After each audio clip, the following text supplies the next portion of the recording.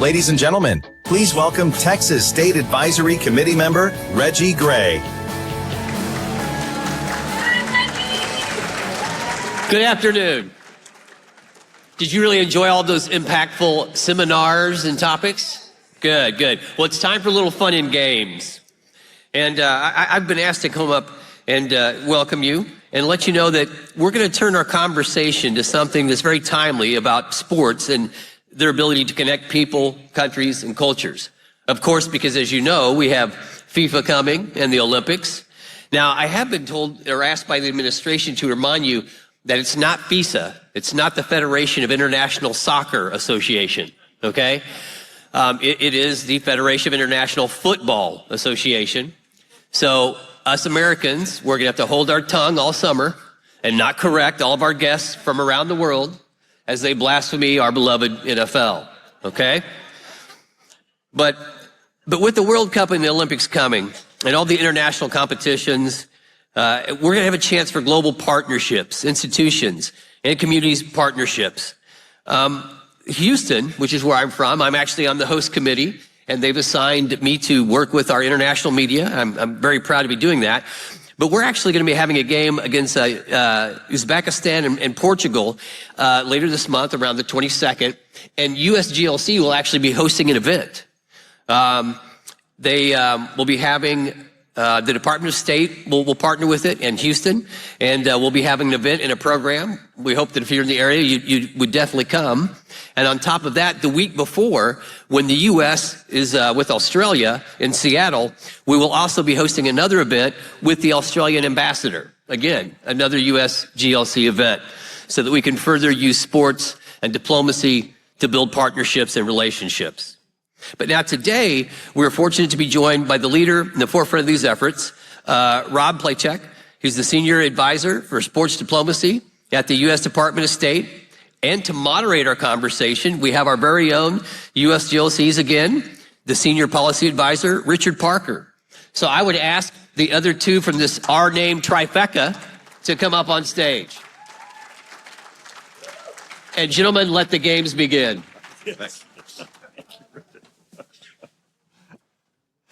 All right, welcome back and welcome, Rob. Thank you, thank you. So I've been looking forward to this because you have the most fun job in the entire federal government as senior advisor for sports diplomacy. And you're coming up on 6 months now. And in just 9 days, the largest FIFA World Cup begins right here in North America. It sure does. Yeah. So tell us a little bit just about your role, and we were talking a little bit beforehand just about the office, and you know what's kind of your day job like, and just what's your vision for sports diplomacy as a foreign policy tool, why the administration is really trying to push this, and you know how do we use this actually to really strengthen relationships and to broaden diplomatic and economic goals around the world. Of course. Well, thank you to USGLC for having me over. Greatly appreciate the opportunity and the opportunity to partner in Seattle and Houston over the World Cup. So thank you for that. So my job has not existed since the Bush administration, actually. It had been held within the Bureau of Educational and Cultural Affairs, and it was really started in 2001. And we really focused on building the office using soccer, especially in the Middle East, as a way to, bring down the temperature during that time, and then really growing into an office that uses grants for people-to-people exchanges. We have 4 legacy people-to-people exchange programs that we have, and the Sports Envoy program is our marquee one. The Sports Envoy program sends out professional or retired professional athletes from the United States abroad, and allows us to really meet people where they are, and whether that's them hosting a clinic for youth or meeting with government officials. So that's a great program. But we also have programs that focus on non-elite youth. So usually folks from middle school to college who are not playing professionally or part of like D1, for instance. And then as well as coaching programs. So we'll do coach exchanges and administrator exchanges, which is fantastic. And then a 5-week-long mentorship program that runs twice a year. One is focused on parasport, where we really highlight the Americans with Disabilities Act. And then a second one that runs in the fall in a partnership with ESPNW that focuses on strengthening Title IX. So for us to be able to have those folks come over to the United States, really learn from leaders either in, say, NFL Films, Green Bay Packers, the University of Michigan, some of our partners, is a great opportunity for them to then take all the lessons that they've learned here home and actually have a project that they present to the State Department before they leave, saying, this is how I'm going to implement what I've learned here in the United States. So those are our 4 main programs, and we'll actually be adding a 5th program this next year, which is our on-demand program. So we'll be having a little bit more nimble idea in terms of how we can really latch on to major events or even, say, presidential travel to highlight what the United States can do in a country around the World Cup, or say the president goes over for G7 or something like that, how we can highlight what the United States is able to do in those countries beforehand. So that's a little bit of what we've been working on the day-to-day for the past 20 years, 25 years. But now with my position being created just beginning of this year, really focusing on partnerships, which is fantastic. We have signed our first major MOU with a league, with the NFL. That was in January, which was a fantastic opportunity for us to really figure out how can we pair up with a professional league? How can we get them to help supply our athletes that go abroad, be hosts for some of those mentorships? Even how can we use them to host over 150 Super Bowl watch parties around the world, which we were able to do this year using NFL Network. Like, perfect. We'll take streaming rights. Thank you. Yeah. And so being able to do that and have 2 a.m. Watch parties in Kuwait that were done live, or early morning watch parties in Mongolia that was done live. There's hunger for this, and we want to figure out how can we maximize the interest in it and the impact. The sports diplomacy is sometimes talked as soft power, and soft power is great. However, it's strategic power. Our undersecretary loves making that correction whenever somebody mentions it.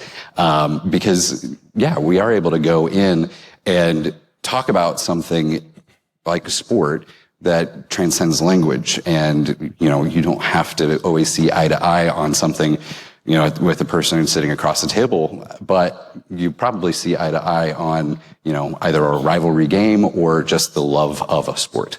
So that is something that we really want to lean in on and find more partnerships that we can use. We're signing an MOU with the UFC ahead of the big fight at the White House, and we'll actually have mixed martial arts be integrated in our programming, such as Muay Thai in Thailand for a program later this year. We'll be doing some Brazilian martial arts in Brazil next year. So just finding new ways to bring more people to the table, and also go where the action is. How can we impact people in the Caucasus with mixed martial arts? It's huge out there. So go to where the people are, and in order to not only develop our message, but there are some reasons for us to go to the Caucasus, given their neighbors. So how can we be very strategic in terms of where we're going and with what sports?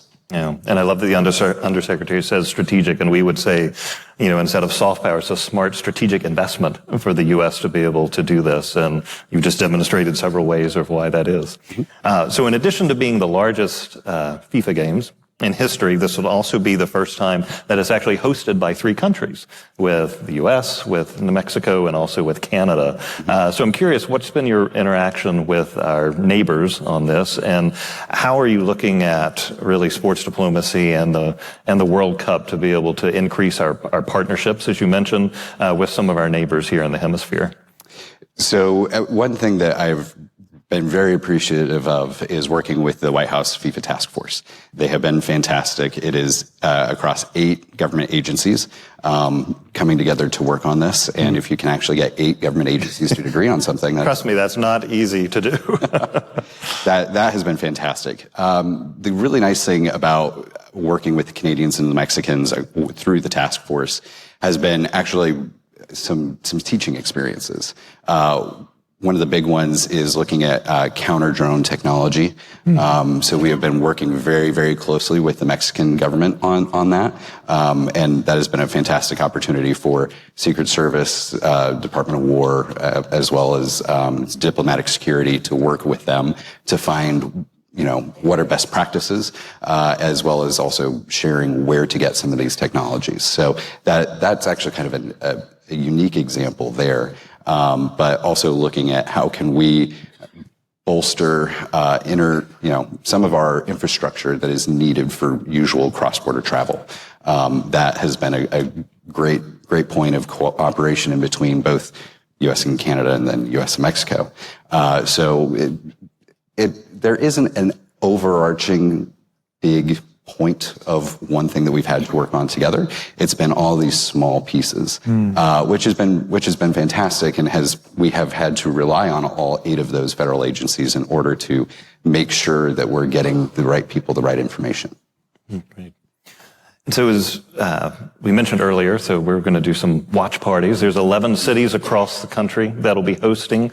And so we're actually doing some sideline events, as Reggie mentioned, one in Seattle with the U.S.-Australia game, and then one in Houston with the Uzbekistan-Portugal game coming up. So it's big opportunities just for us to be able to highlight the U.S. As a destination to really look at commercial diplomacy, to look at assistance, which is what we're going to do in our events. So I'm curious, how you're working with local leaders around this to really highlight the U.S., what we're doing, and then also, how are you thinking about the World Cup really to drive tourism, investment, and things coming into the U.S.? I know that that's a big priority for your Global Public Affairs office. Of course. So the great thing is that we've had wonderful relationships between our office and all of the 11 host committees across the U.S. And each city, this is another unique thing, each city has its own host committee. That hasn't necessarily been the case before.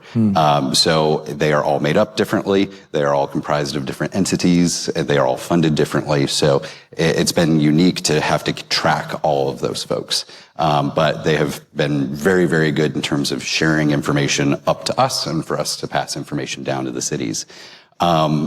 Actually, 2 weeks ago, I was in Fort Lauderdale with Nick Adams, who's the special envoy for travel and tourism. And we went to U.S. Travel's IPW convention, which is the largest inbound travel show in the country. And we had a specific session on sports, which was fantastic. And we were able to really dive in with a bunch of folks who were interested in bringing more sports-based tourism to the United States. Well, it's the decade of sport in America, so it's perfect timing. But we also had a sit down with Executive Director Andrew Giuliani from the task force, and the travel organizations of those 11 cities that are hosting the games. What can they do? What do they need from us? And the Deputy Assistant Secretary of Commerce that handles travel and tourism, he was there as well to really highlight, okay, these are the numbers that FIFA is using. Upwards of 5 million people come to the United States or to North America over the course of the summer. It's incredible. And for us to be able to say, okay, here's our number, call us, tell us what you need. And it's been ringing off the hook in terms of, hey, can we find a way to do this? Even some of these side programs that, case in point, what USGLC will be hosting, in both Houston and Seattle. The Spanish government is doing a bunch of programming in Atlanta. And not only do we have these 11 cities that are hosting the games, we have 40 of the 48 countries are putting their base camps in this country, and they are not in host cities. Not all of them are. So if you're going to be Spaniards up in Tennessee, and I think the Japanese are also in Tennessee, so how they aren't hosting any games, but Tennessee's going to have to still roll out the red carpet for these folks, and it's just a great opportunity for us to tell folks that they are citizen diplomats as well, because they're going to be hosting the world over the course of the summer, and then we'll get to do it again in 2028. Yeah. I know I live across the river in Alexandria, and I think the Croatians are actually practicing in Alexandria, so it is an opportunity to do that citizen-to-citizen diplomacy across the country. So you mentioned this a little bit earlier, but the world is starting to play American-born sports a lot more than they used to. And you mentioned the NFL and the watch parties around the world, but the NFL actually played a record 9 games overseas last year, and that's across 4 continents, 7 countries. So talk a little bit more about, is this a priority of yours in the office? You mentioned the NFL, you mentioned the MMA. Are there other sports and things that you're using, and how does the department want to use this really to kind of spread our diplomatic and economic efforts around the world? There is 100% a very big interest in this, and a case in point, my presence showing the interest from the president and from Secretary Rubio in sport in general. There's a young man who plays for the University of Florida with the last name of Rubio. I wonder why. And so there's just this great interest, and for us to use these big events like the NFL games to really have a showcase, it's fantastic. And for us to also do so in a number of new countries as well. First Australian game this year, first game in Rio, first game in France this year. It's fantastic. And the NFL is just such a uniquely American sport. And the fact that we also have flag football coming in the LA games, that it will be a first edition for that in the Olympics. Now is our time to capitalize on it, and then really be able to try to bolster interest in it. And that is football. It is MMA, but then again, some of those are just sports from other countries that we've borrowed. So we started with just soccer, but we're trying to really, really play all the games here. Yeah, good. And now looking beyond the final match, which go Team USA, so hopefully we'll be successful there. And what's the lasting legacy of the World Cup that you want to see from these games? And then 2028 coming up, as you mentioned, with the Olympics in LA. Give us a little preview about what you want to try to do around those. Yeah. So for legacy, it is fantastic to have physical legacy. So lots of new pitches for especially youth to use across the country, which is fantastic.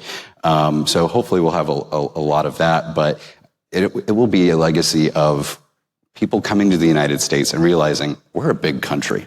Can you get them to come over and take that road trip and then make them go home and say, I had the best time in Kansas City. You wouldn't believe it. And really continue to bring people to the United States. So that is our hope, because we're open for business. And there are also business exchanges that are going to be happening as well. In case in point, go back to the NFL thing really quickly. A couple of years ago, we had the mayor of Kansas City go to Berlin and came back with an Audi plant just around an NFL game. So there's a business diplomacy. There's people-to-people diplomacy. There's a lot of diplomacy going on. And then the fact of, all right, what did we learn here? And how can we employ it in Los Angeles? That'll be a big trick. It'll be the largest Olympic Games, the most sports, the most number of athletes. The fact that we're also spreading it across the country with a number of sports being played in Oklahoma City and then soccer being played across the country.